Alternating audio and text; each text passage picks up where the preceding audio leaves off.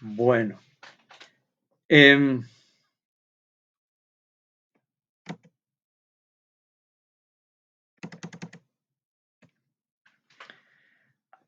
este es el filósofo que no pudimos ver la vez pasada. Es el último eh,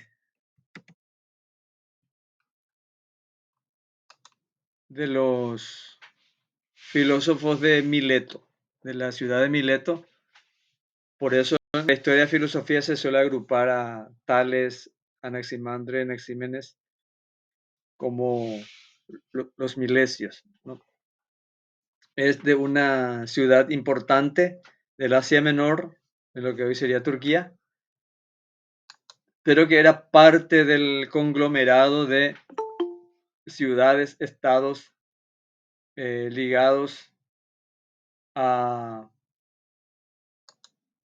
a Grecia, a la Gran Grecia, eh, con idiomas y dialectos del grupo griego, jonio, dórico, qué sé yo, ¿verdad? Había varios, eh, este, pero estaban dentro de lo que se denomina civilización griega. Entonces, Anaxímenes, como todos los milesios, eh, no se conservan, eh, se sabe que escribió, pero no se conservan eh, escritos de ellos, más que una tradición oral de sus discípulos y de filósofos posteriores que no son sus discípulos que los citan o que recogieron su pensamiento y sus enseñanzas, ¿verdad? Eh, Era más joven que Anaximandro y se considera que Anaximandro fue su mentor, su maestro, ¿verdad? Como todos los filósofos de esa época eran eh, polivalentes, estudiaron varias cosas, ¿verdad? Varias disciplinas. Ellos eran este, multidisciplinarios en general todos, ¿verdad? Incluso los que se dedicaban a la medicina, a la ingeniería, hacían también filosofía, pero digamos los que se destacaron haciendo esta disciplina son estos, que además se interesaron por otras cuestiones, en este caso la meteorología, la matemática, después vamos a Pitágoras en el tema de la música. Eh, Parece que era muy inteligente y es considerado el más, eh, este, por lo menos para la antigüedad clásica, es la más, el más importante filósofo de, de Mileto, ¿verdad?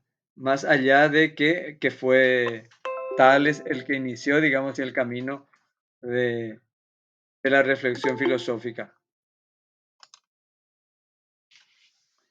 Eh, Como todos los de ese grupo de filósofos que estamos viendo, también su preocupación central estaba en relación al cosmos y a la búsqueda de la, de la unidad primigenia o el punto de partida de la conformación del universo.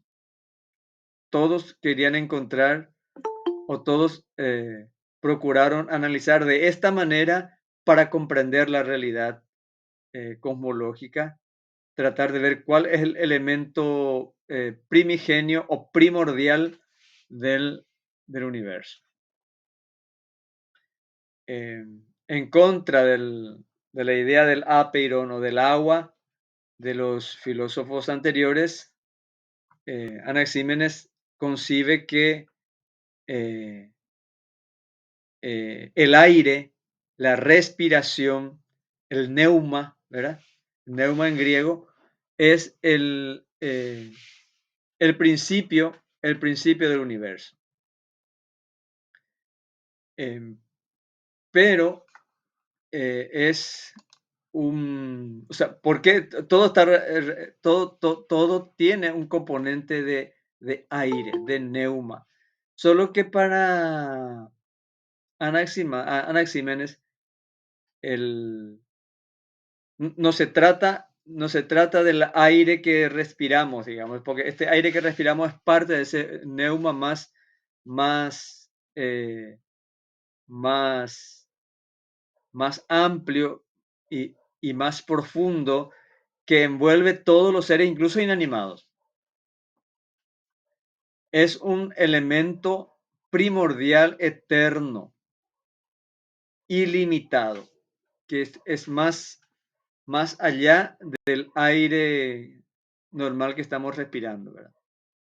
Entonces, para poder dar sentido a su principio neumático del universo, entonces elabora una intuición que tiene que todos los seres existentes eh, contienen este neuma que es infinito y es ilimitado.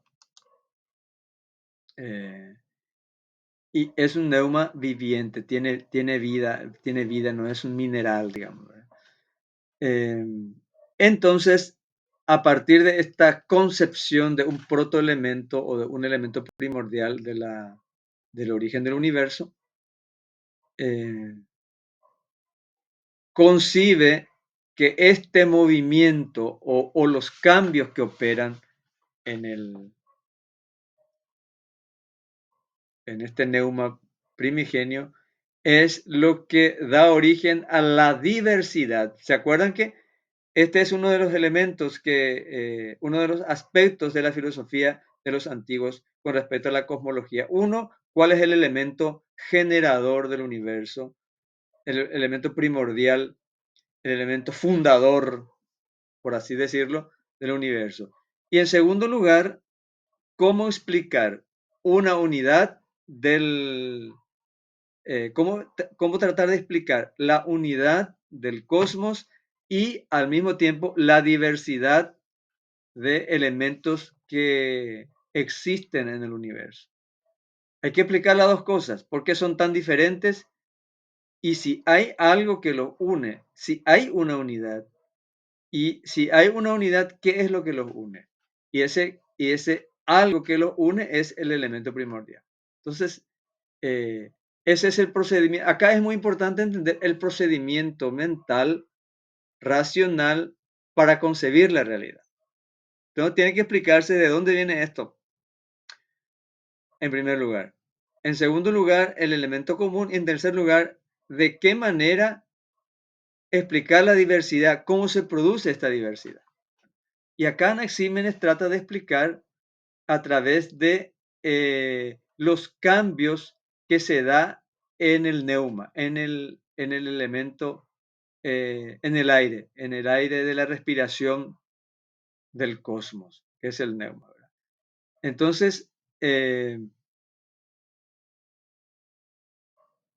concibe una mecánica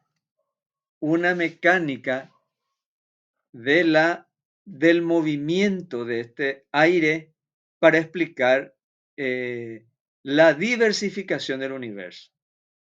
Y su esquema es dualista, es decir, hay dos elementos contrapuestos que juegan y se interponen y contraponen, creando las fuerzas cósmicas, que es el propio movimiento del aire, que es el movimiento de condensación y el movimiento de dilatación. De la primera viene el enfriamiento y por enfriamiento se producen una serie de elementos de la naturaleza. Lo sólido, lo líquido, eh, eh, provienen de la condensación.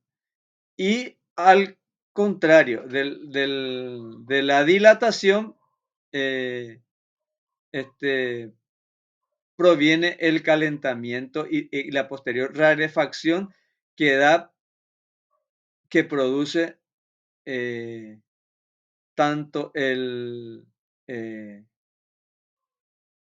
los elementos no húmedos, digamos, y sobre todo el fuego.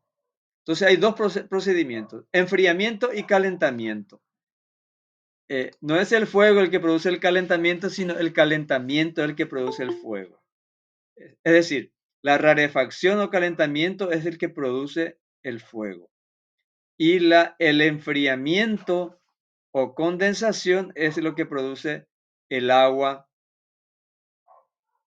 el frío, la nieve, la tierra y las piedras. O sea, todo lo que sea sólido es producto de la condensación del neuma. Y todo lo que es gaseoso y caliente es un producto de la rarefacción del aire. Entonces, de una manera, eh, nuestra actual computación basada en 0 y 1, es decir, binario, el binarismo viene justamente del método de pensamiento de los griegos. Todo lo que es dialéctica, todo lo que es uno y diverso, todo lo que es frío y caliente, o sea, viene de esta forma de pensar y de concebir la realidad de manera binaria. Entonces acá Anaxímenes sienta una, una base de comprensión de la realidad del mundo. Entonces hay un elemento primordial y hay un movimiento contrapuesto del mismo elemento que produce el conjunto de las diversas cosas que existen en el universo. Y luego viene una cosa que es secundaria, o sea, su visión cosmológica. La Tierra es un disco plano rodeado de agua. Eh, una cosa importante, como concebían que la Tierra era el centro del universo, todas las cosas que existen eh, eh, en el universo, los astros, vienen de la Tierra. Es un producto también de esta rarefacción que producen estas piedras eh, eh, calientes que rodean a la Tierra y que son producto de la Tierra. Bueno, eh, con Anaxímenes, con Anaxímenes se pone fin a la era de estos filósofos eh, de Mileto. Como habíamos explicado el origen de la filosofía por una serie de circunstancias que se dieron en ese archipiélago, en ese sector del mundo, que es confluencia de varias culturas y sobre todo de varias culturas en pleno desarrollo, y que esas culturas de alguna manera y en alguna medida fueron incorporando a ese sitio elementos de abstracción para la comprensión de varios aspectos de la vida de ellos, ¿verdad? Comercio, moneda, alfabeto, protoalfabeto, ¿verdad? Que son instrumentos abstractos que ayudó al desarrollo del pensamiento abstracto, que es fundamental para la filosofía, que deja de ser descriptiva, sino que es una elaboración intelectual profunda basada en categorías abstractas del pensamiento. Entonces, esto dio origen, o sea, esto hizo posible que brotara en ese lugar la filosofía, entre otras cosas, son los elementos coadyuvantes. Pero así también, cuando entra en decadencia la ciudad, en este caso Mileto pierde la guerra contra los persas eh, y desaparece, desaparece su florecimiento como ciudad comercial, eh, como ciudad próspera, y también por eso deja de ser el centro de la filosofía. Eh, Después se cruza el mar ahí y pasa del Asia Menor a la Grecia del continente europeo, la filosofía en adelante. Bueno, Esta es la bibliografía que está ahí en el programa. Bueno, vamos a hacer un pequeño ejercicio. La pregunta es, ¿cuál es el punto más importante que desarrollan o que aportan para la filosofía, para la historia de la filosofía, los filósofos de Mileto? ¿Cuál le parece a ustedes que es el punto más importante, el aporte más importante en cuanto a proceso de pensamiento, intuiciones fundamentales, categorías? ¿Qué es lo que aportan de fundamental los filósofos de Mileto? Piensen brevemente, tienen 5 minutos y escriben en el chat de esta plataforma ahora. En el, Profe, ¿me del, puede repetir, por favor, para anotar? sí. ¿Cuál es el punto más importante de aporte del conjunto de estos filósofos de Mileto? En cuanto a forma de pensar, intuición, importante categorías, ¿qué es lo que aporta a la filosofía estos filósofos de Mileto? Lo más importante que aporta.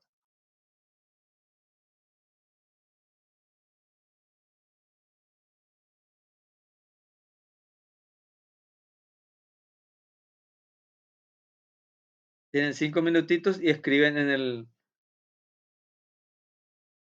el chat. Esto va a quedar grabado.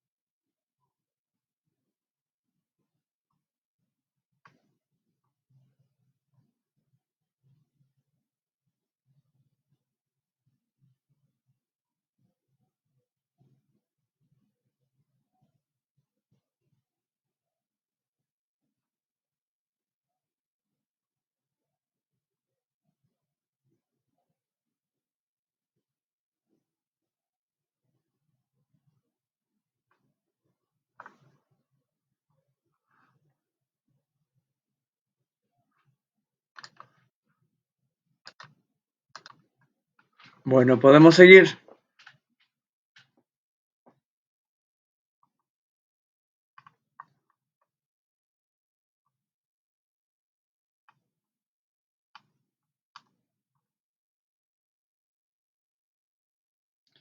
Creo que todos apuntan a, bueno, a la ruptura con la explicación mitológica, por un lado, al inicio del pensamiento racional independiente de la religión y de eh, elementos sobrenaturales. em, el coraje de explicar la realidad, sus movimientos por una eh, concatenación causal de elementos naturales. mm,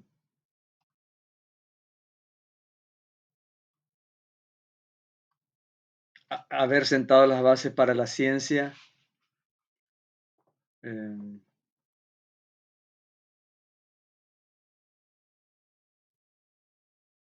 el preguntarse de manera racional por el origen de las cosas. Sí, muy interesantes las reflexiones que hacen, pero profundicemos un poco más. Aparte de este primer paso que da en realidad tales, ¿verdad? Romper con la explicación mítica y preguntarse por las causas naturales de las cosas y con el recurso del pensamiento racional. ¿Qué otros aportes ustedes ven? A ver, si me pueden decir, ¿qué otros aportes específicos podemos ver en estos filósofos? Una vez superado ese primer elemento revolucionario que es pensar de manera racional a partir de explicaciones naturales. ¿Qué otros aportes hicieron? Profesor, puede Sí, ser que en búsqueda de la multiplicidad, a partir de lo uno se estudiaron muchos procesos naturales también, que a lo mejor tuvieron gran relevancia o interés en ese momento. sí. Yo creo que voy a insistir mucho yo en el curso de esta cátedra, que hay que fijarse eh, más que en los hallazgos o las propuestas de contenido de los filósofos, a su forma de pensar, el esquema de pensamiento. Y a que lo que acaba de apuntar ahora Jessica, de esa búsqueda de la distinción y unidad o punto de diferenciación entre lo uno y lo múltiple. Entonces, esa forma de pensar, de encasillar la realidad uno y múltiple, es una forma de pensar que es muy importante en el curso posterior de la historia de la filosofía. Otro aspecto importante es eh, el pensamiento binario, o sea, cómo concebir este, la relación de las cosas, porque lo múltiple termina siendo frío, calor, duro, blando, este, tienen un pensamiento, sobre todo, por ejemplo, como vimos ahora, Anaxímenes, ¿verdad? Y la explicación del problema del cosmos. Sí, Pedro,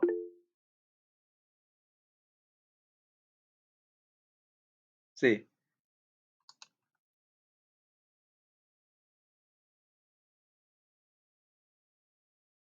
sí, Tales y sus aportes científicos. Está bien. Pero yendo a la forma, a la construcción de una dinámica del pensamiento, porque nosotros pensamos con una dinámica. Mucho tiempo después descubrió em, Ferdinand de Saussure en la lingüística y a partir de ahí también Levi Strauss cómo funciona el pensamiento, incluso en el mito. En la mitología de los pueblos indígenas, esa forma de pensar binaria, ¿no? Binaria este, eh, para la construcción del pensamiento, eh, que tiempo después se convertirá también en dialéctica. Es decir, cómo pensamos de manera binaria por oposición. Nosotros pensamos generalmente, universalmente, en un esquema de oposición. Sí, no, vivo, muerto, frío, calor, está, no está. Eh, Entre está y no está, no hay términos medios en nuestro lenguaje, en nuestra forma de concebir las cosas. El es o no es. Bueno, y eso son formas adoptadas, formas de pensamiento adoptadas y universalmente utilizadas, ¿verdad? Y al final terminamos pensando que la realidad es así binaria. Después vamos a discutir si esto es así, pero por lo menos ese es un aporte que hicieron en la filosofía griega de estos pensadores. Profe, puede ser también las concisiones, por ejemplo, descubiertas de cada principio, como también los movimientos que se concebía y las cultivaciones que cada uno hizo también. Sí, sí. El intento de explicar todas las cosas a través de una cosa. El agua, el aire, el átomo, ¿verdad? A través de una cosa. Bueno, ahora vamos a dar un paso todavía dentro de los presocráticos, pero hubo un cambio político, económico, social en la Grecia que configura un poco el contexto de la aparición de Pitágoras, ¿verdad? Eh, Pitágoras, y acá me va a ir ayudando Alan un poco, ¿verdad? Bueno, Pitágoras es de Samos. Samos es, acá vamos a ver, acá está.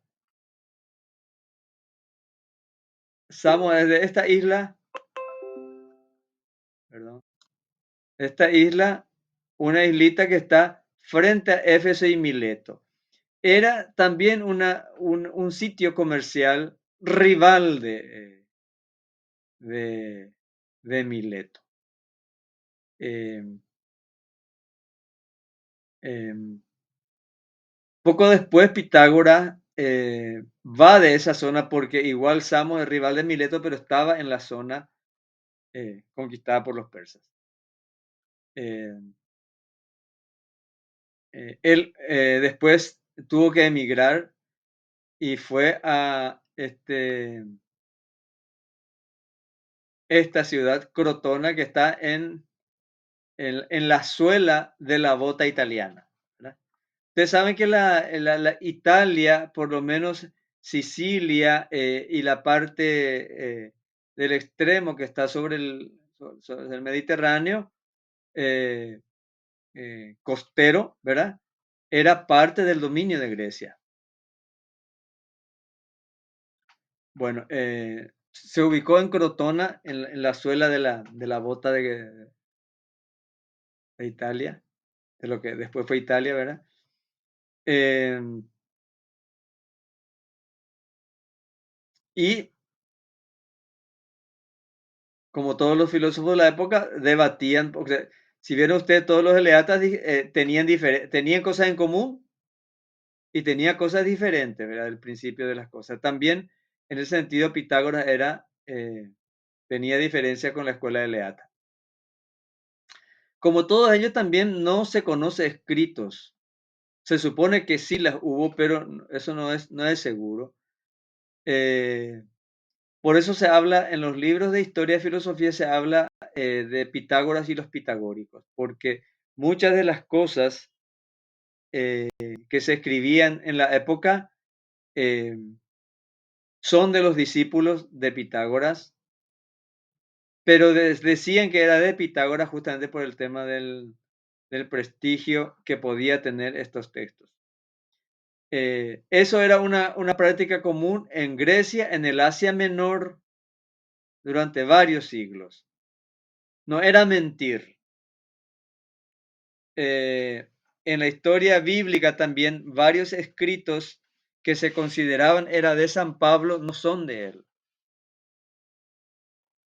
Después por el análisis de los textos, el análisis filológico, descubrieron que no son de San Pablo, ¿verdad? También por los análisis, todos los libros del Nuevo Testamento no se sabe quién escribió. Y por lo menos se sabe que ninguno fue discípulo de Jesús, porque se escribió mucho tiempo después.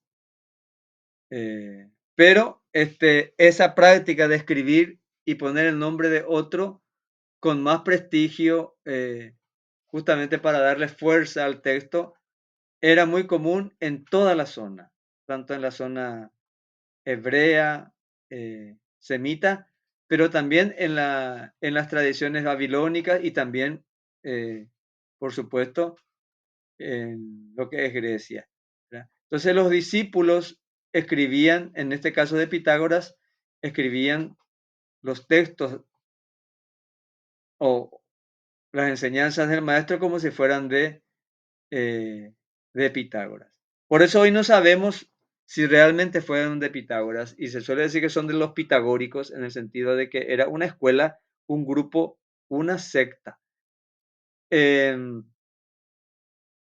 Pitágoras fundó una agrupación de carácter religioso. Después se hizo vegetariano, practicaban la ascética y trataban de vivir. La filosofía para ellos era una forma de vida y una doctrina de vida. Entonces, a la par que tenían ritos religiosos, no descuidaron la búsqueda de los fundamentos racionales de la realidad y la búsqueda de una explicación racional a cómo debe ser la vida, cómo se debe vivir y para qué vivir. O sea, era una filosofía bastante integral en ese sentido.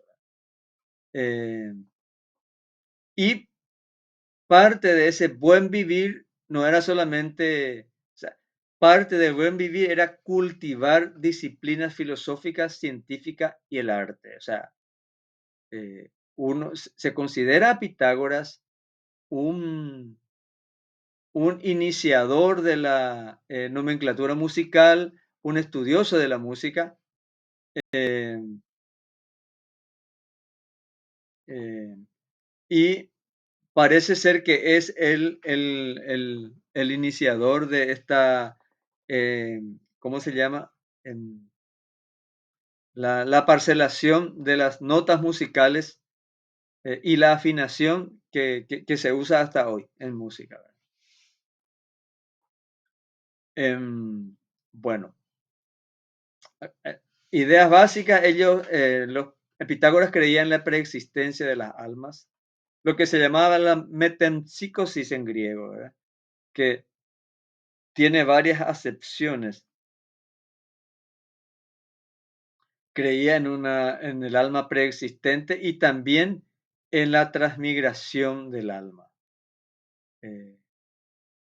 Al morir el ser humano, transmigra su alma en otro ser. Hay discusión si es en otro ser humano o en otro ser cualquiera, ¿verdad? Pero la transmigración tiene ese sentido. Parece ser que en realidad el alma se heredaba en otro ser humano, es lo que pensaba Pitágoras. Eh, Tenía una práctica vegetariana, no solamente no comían eh, animales muertos, sino tampoco, o sea, también se resistían a usar prendas de animales muertos. O sea, Era muy común, un país frío, un país que tenía invierno rudo, o sea, se usaba la lana, la piel del cordero como abrigo, ¿no? Y ellos se negaban a hacer eso y usaban de otras fibras, de otras características para abrigarse. Em, bueno, eh,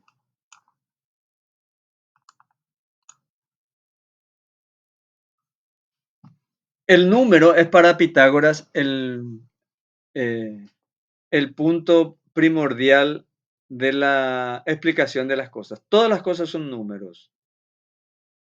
Los números son cosas materiales, o sea, no son ideas. No es 5, que es una especie de abstracción de los elementos eh, de 5 unidades concretas.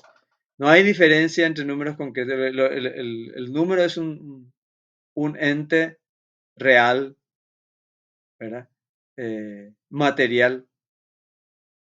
Y todos están, todo está conformado por números, por combinaciones numéricas. Combinaciones numéricas son eh, eh, la- la- los elementos que conforman la realidad. Eh, entonces, todos los seres están compuestos de una existencia y no existencia. El no ser es el vacío, es la limitación y la diferencia para ver cómo ellos siempre pensaban en ese elemento binario, ¿verdad? O sea, para entender la existencia tiene que haber una no existencia, un vacío, un no ser, que es parte de la existencia de las cosas. Entonces, todos los elementos son compuestos por lo existente, el ser, eh, y su limitación o diferenciación, que es el no ser, el vacío. Entonces, el vacío es parte eh, que compone la existencia de la realidad y hace que las cosas eh, tengan diferencias. Todos los elementos de la realidad son reducidos a una unidad cósmica, ¿verdad? Eh, en la unidad cósmica, todo lo que son contrarios, contrapuestos y diferentes adquieren armonía en esa unidad. O sea, todos nosotros somos uno, aunque seamos diferentes. ¿En qué somos uno? En esa unidad cósmica. Em,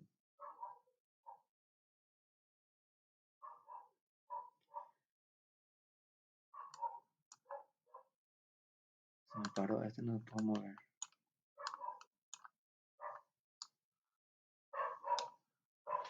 Bueno,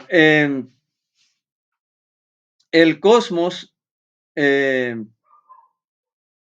es el uno, es la unidad de todo lo divergente que hay en la realidad.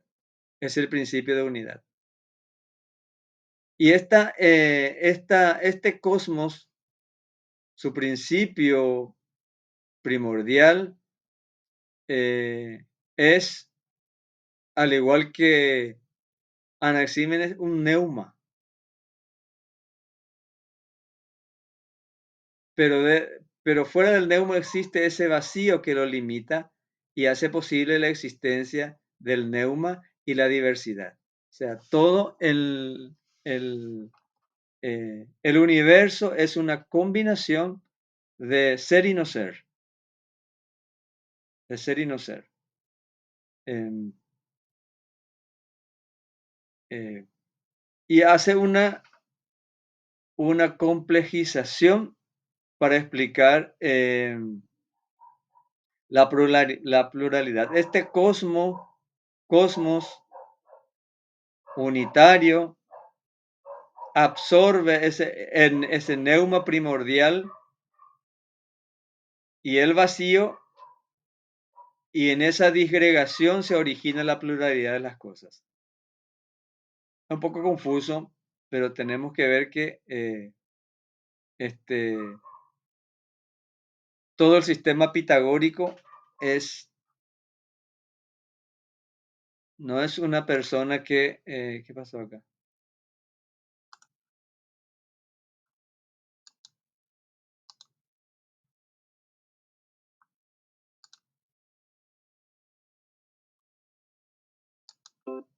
Sí. No es una persona sola, sino que es un conjunto de discípulos que fueron agregando elementos al conjunto del pensamiento pitagórico, que está lleno de elementos filosóficos, cosmológicos, científicos, religiosos y rituales, ¿verdad? Entonces, acá lo que nosotros, o sea, lo que se suele sostener en la doctrina pitagórica es el principio del número. El número como cosa concreta, como cosa, ¿verdad? Y la combinación de la combinación de vacío y, y lleno de ser y no ser para la explicación de la pluralidad de las cosas, ¿verdad? Entonces, como estuvimos viendo hace rato y con el ejercicio, estas oposiciones antitéticas que vienen de los milesios también es adoptado por Pitágoras para explicar la realidad. Ser y no ser, limitado y limitado, lleno y vacío, par e impar. La unidad es el conjunto del cosmos eh, y eh,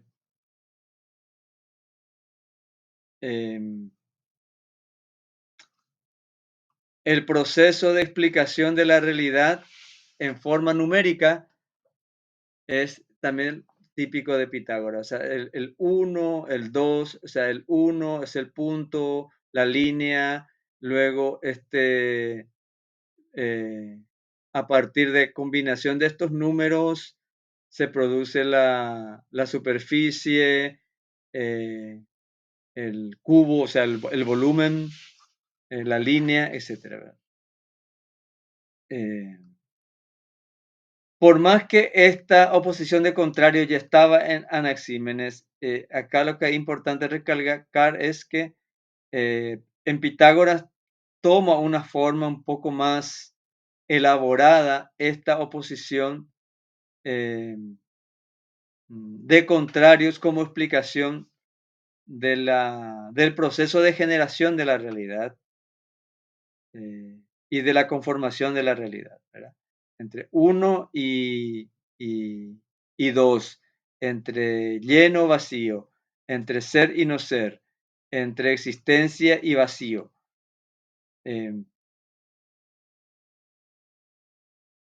Para explicar la multiplicidad y el uno como cosmos, o sea, esa unidad cósmica como la recopilación de todos los contrarios que están en la pluralidad de las cosas. Otro aspecto importante en el pensamiento pitagórico es su antropología, que tuvo bastante influencia después los filósofos posteriores. Esta distinción entre cuerpo y alma va a ser fundamental en toda la historia occidental. Concibe que el alma, o sea, Pitágoras no entendía el alma como un espíritu de la manera que nosotros lo entendemos, ¿verdad? Tiene procedencia celeste, es distinto del cuerpo, pero son igual materiales, son partículas de ese neuma infinito que ya concebían los griegos milesios, ¿verdad? Son desprendidos del neuma infinito, ¿verdad? El alma humana es una partícula de ese neuma infinito que eh, eh, existe más allá del ser humano. Y en el ser humano existe una partícula de ese neuma infinito. Y ese neuma también está en varias otras cosas, ¿verdad?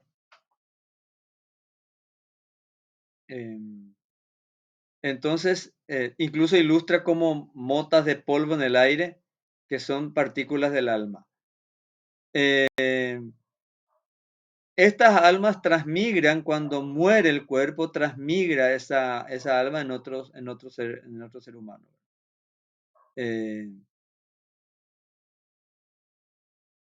hay discusión si realmente esa transmigración lo concebían, Pitágoras lo concebía como una reencarnación en animales o plantas o solamente en animales, pero están las dos versiones, que en realidad se podía reencarnar en cualquier ser viviente, pero con una, digamos, buena onda, es decir, es para que esa alma que no estaba purificada pueda purificarse y alcanzar su perfección. O sea, no hay infierno, sino un proceso de purificación a través de la transmigración en otros seres vivientes. Eh, eh, Más o menos pura puede ser el alma humana antes de su muerte. Entonces, si es más impura, el alma humana necesita varias transmigraciones para purificarse.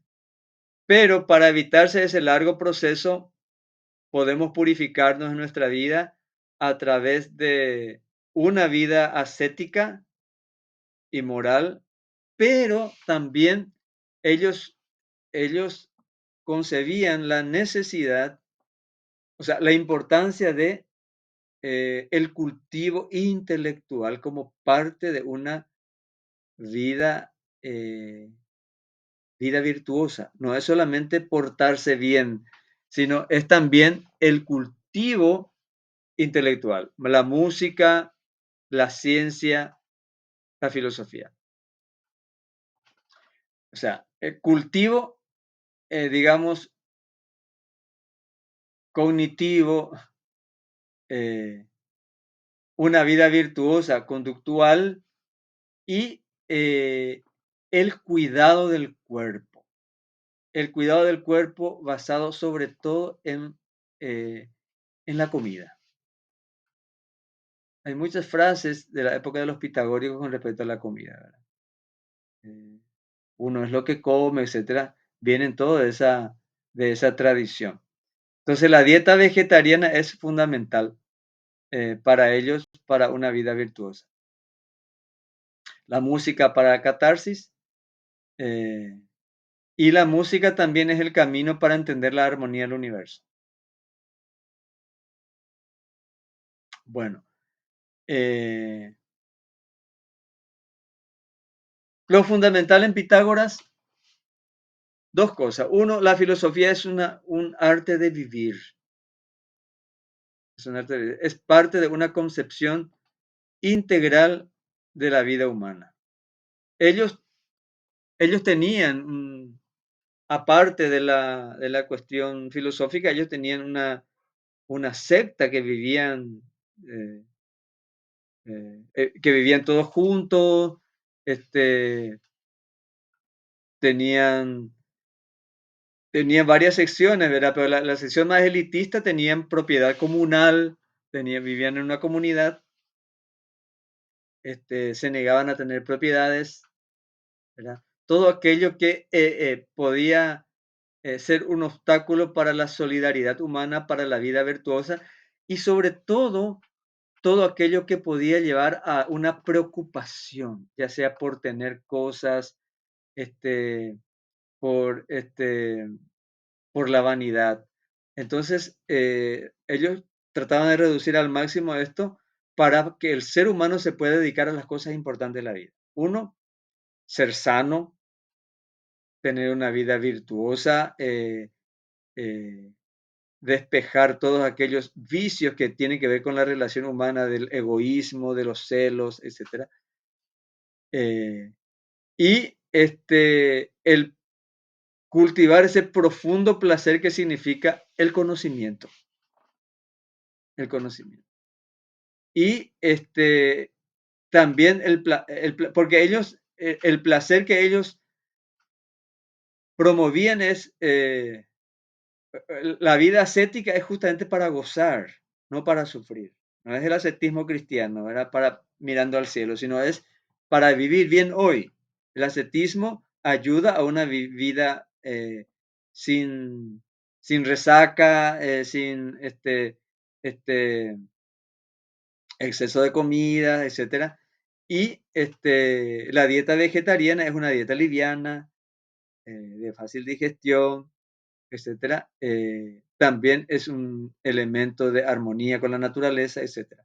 Entonces, el estilo de vida del pitagorismo es muy importante como filosofía, entender filosofía como forma de vida para la felicidad basada en el virtuosismo, en la calidad de vida alejado de los excesos y el gozo más profundo y de mayor nivel que para ellos concebían el cultivo del conocimiento y de la música.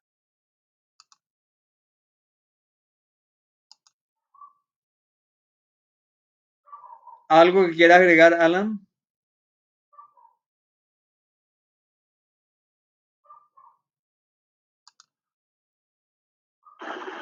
Bueno, sí, primero que nada, quiero mencionar nada más que sobre la calidad.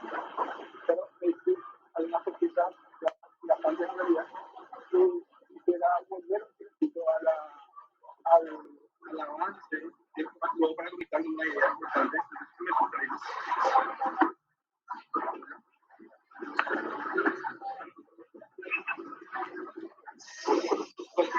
Continuando, quisiera volver a ese avance que hay, a este paso que hay entre Anaximandro y Anaximandro.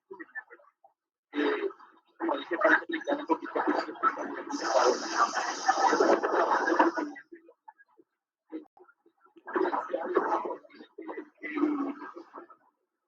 respecto de lo que hace No se entiende, Alan. Ustedes pueden escuchar.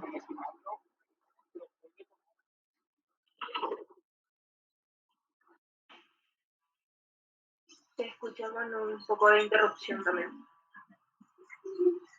No se escucha, se escucha muy entrecortado, Alan.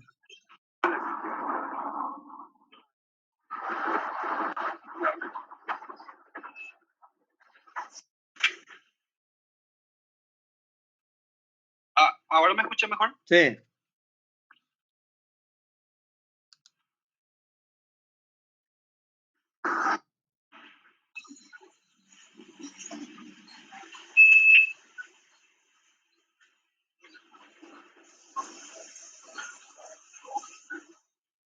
Ahí que están, chicos.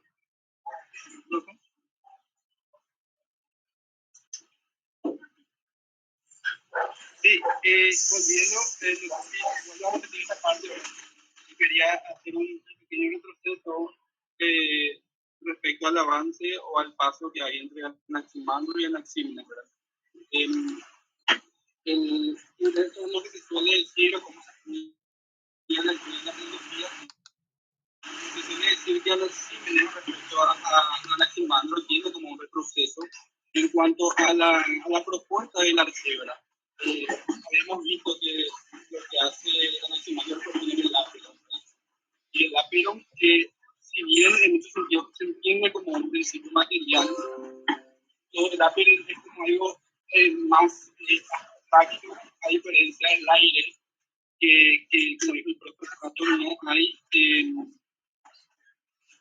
entiende como algo inmaterial, algo más sutil, ¿verdad? Algo más finito, algo más sutil, pero en ese sentido se dice que hay como un retroceso, ¿verdad? Ya tales porque ya el agua, luego quemando el papiro, y luego pasamos otra vez a Anaxímenes, que vuelve a algo más material, ¿verdad? En ese sentido, se puede decir que ahí se dice, ahí lo que fue, ¿verdad? Luego se dice en otro sentido de que Anaxímenes tiene un avance mucho mayor respecto a Anaximandro, porque lo que hace es explicar, como vimos ahí, el mecanismo o la forma de construcción o de formación de la realidad a través de las ideas de concepción y rarefacción, ¿verdad? Entonces hay una explicación más extensa, más desarrollada respecto al origen del universo que, o el arqueo, ¿verdad? En Anaxímenes. Ahora, eso quería mencionar nada más para conectar justamente con Pitágoras, ¿verdad? Y teniendo en cuenta de que hay, por ejemplo, la idea de que en la filosofía griega, ya con los presocráticos, ¿verdad? Hay diferentes niveles de abstracción que justamente empieza, se dice que el primer nivel de abstracción es ese arqueo, ¿verdad? Y lo más alto es el nivel de abstracción, de ese primer nivel de abstracción es el ápero, ¿verdad? Luego pasamos con Pitágoras.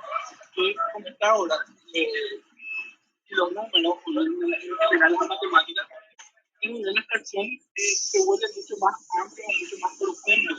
Porque ya no es más un principio que podemos igualar a algún material directamente, ¿verdad? Iguala ese principio de los números y por ahí un ejemplo así muy vago y rápido, nosotros no vemos, ¿verdad? En la realidad un número uno, un número dos caminando por la calle, ¿verdad? No vemos, lo que vemos son cosas materiales que pueden ser representados por unos números, ¿verdad? Es como que hace el nivel superior, y claro que sí, creo que es algo muy importante, ¿verdad? En cuanto al desarrollo del pensamiento.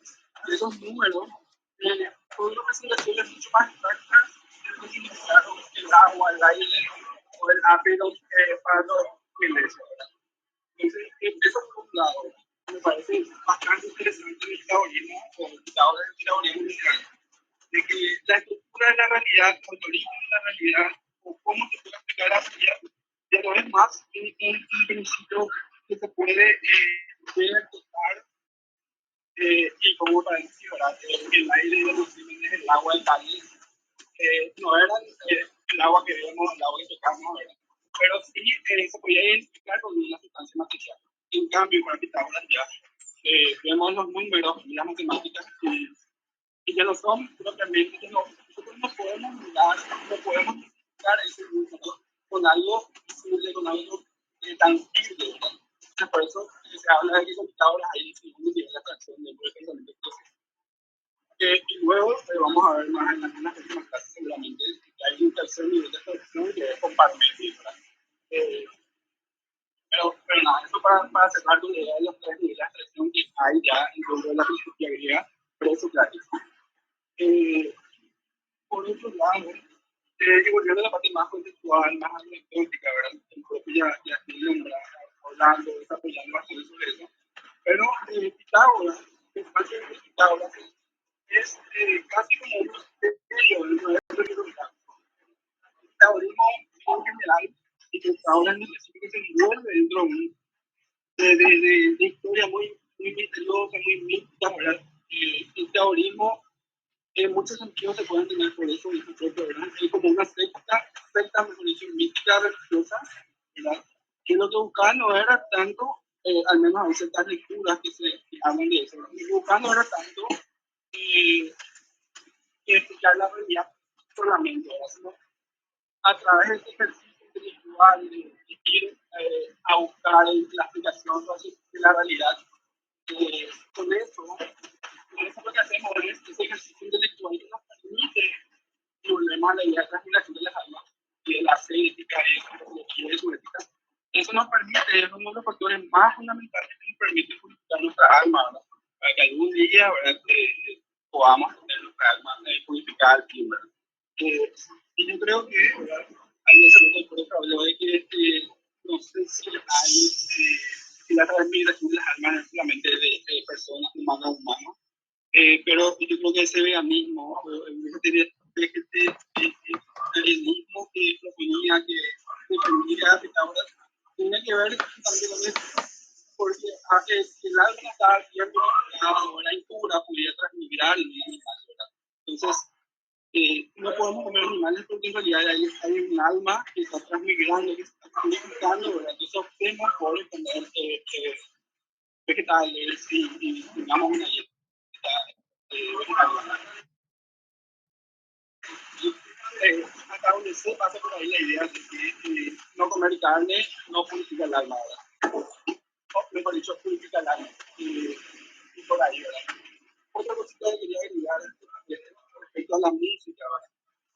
Que como la realidad estaba estructurada, la estructura de la realidad era matemática para el pitagorismo, y eso vamos a ver luego, o van a ver luego con el Renacimiento, con la Revolución y demás, que la matemática toma un papel fundamental en la aplicación de la realidad, tal vez pero con respecto a la música, obviamente, él creía, ¿verdad?, que los números, la música estaba, ¿cómo decirlo?, estaba como la realidad misma estaba estructurada matemáticamente, ¿verdad? Entonces, cuando uno prestaba atención, abría los oídos, abría la oreja, a escuchar un universo a un nivel súper profundo, podía escuchar la armonía musical de la naturaleza y el universo, ¿verdad? Y nuevamente, devolviendo los números, de ahí fue el punto, ¿verdad? Cada número tenía como un significado especial. El 1 significaba esto, el 2 era la suma de 1 más 1 y generaba el 2 es el principio de la multiplicidad, de la pluralidad, el 3 significaba los números primos y así sucesivamente. Cada número, hasta el 10, ¿verdad? Y creo que ellos hasta el 10 nada más tenían a la vista eso. Y cada número tenía como un significado especial que explicaba cierta parte de la realidad, ¿verdad? Y a su vez, el conjunto de esos números te cae la estructura misma. Entonces, por ahí, ¿verdad? Eso quería contar. La verdad que no sé si lo hice muy sistemáticamente lo que quería comentar, ¿verdad? Pero por ahí estoy en el libro y creo que me cuesta un poco bailar la idea, ¿verdad? De esta situación. Nada más. Gracias, Alan. Creo que es muy importante acotar acotar a lo que dice Alan, ¿verdad? Que ese proceso de buscar una base primigenia de explicación de la realidad desde el agua, el aire, el apeiron. Con Pitágoras, el número para Pitágoras no deja de ser material. Eso es muy importante. Todavía no hay esa noción espiritual al estilo platónico, ¿verdad? Pero es una especie de indeterminado como el apeiron. O sea, es más, lo que Pitágoras trata de hacer es algo más profundo, más intangible, pero no por eso, digamos, o sea, todos los principios, tanto en Tales, Anaximandro y Anaximenes, los principios son eternos. Son materialistas, pero la materia es eterna. En Pitágoras también, solo que es más indeterminado su principio unificador del universo en los números. Los números no son abstractos para Pitágoras, o sea, no hay distinción entre abstracto y concreto, ¿verdad? Los números que serían abstractos representan números concretos. Y toda la realidad material son números, combinaciones de números, ¿verdad? Entonces, en este sentido, es más dúctil el tratar de explicar de Pitágoras del proceso de la realidad. Pero el esquema es el mismo, hay un principio unificador. Él trata de superar los elementos más tangibles, tanto del agua como el aire, y al mismo tiempo algo más conmensurable, ¿verdad? Y con eso zafa los elementos, digamos, tangibles de la realidad como el agua, el aire y eso, ¿verdad? Porque en realidad su explicación es que el universo está compuesto de elementos mucho más profundos y pequeños, ¿verdad? Que en su combinación producen todos los elementos diversificados que conocemos en la realidad. Bueno, ¿alguna pregunta antes de cerrar?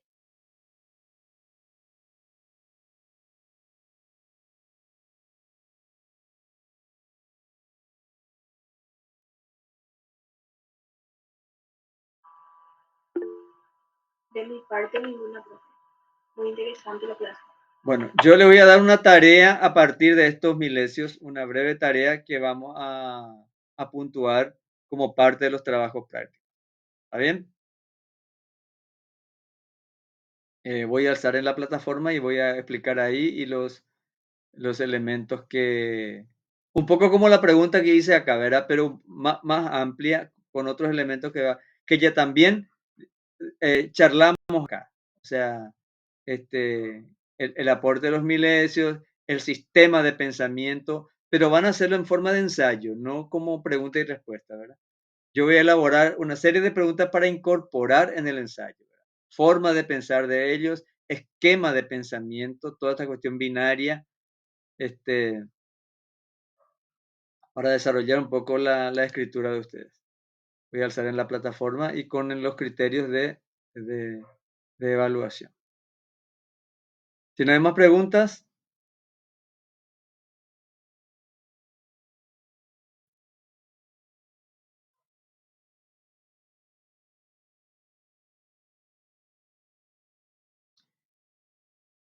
estén atentos que el siguiente lunes que vamos a hacer una charla sobre neurociencia y problemas de lectura. O sea, cada día más en nuestra generación, en esta generación, hay muchos problemas para leer, por más que hay infinidad de textos accesibles. Hay muchos problemas para leer y hay una explicación neurocientífica de las dificultades estructurales para la lectura. Y lo que vamos a hacer es dar esta explicación y al mismo tiempo mostrar algunos trucos para adquirir el hábito de la lectura y sobre todo para contrarrestar las distintas distracciones que tenemos en el mundo hoy. Va a ser en el lunes a las 18:30 en el horario que tengo las clases en psicología. Si quieren adherirse a eso, les va a ser muy útil. Sí, Alan quería decir algo. Sí, para cerrar nada más la idea de Pitágoras y ver brevemente estas ideas, las categorías así duales o bipartitas, ¿verdad? Que van a influir muchísimo en Platón luego. Lo lleno, lo vacío, el ser, el no ser, en Parménides inclusive. Y también la idea de esta idea de la secta órfica, ¿verdad? El sistema de ingreso a la escuela pitagórica era como un nivel, o sea, había como ciertos requisitos jerárquicos que uno tenía que ir cumpliendo para ascender en la purificación del alma, ¿verdad? Esa influencia va a tener Platón luego y demás cosas, ¿verdad? Entonces, nada más para cerrar esa idea y tener en cuenta que el pitagorismo influye muchísimo luego en Platón y en Sí. Parménides en parte, creo, ¿verdad? Es solamente eso. Así es, gracias, Alan. ¿Alguna pregunta?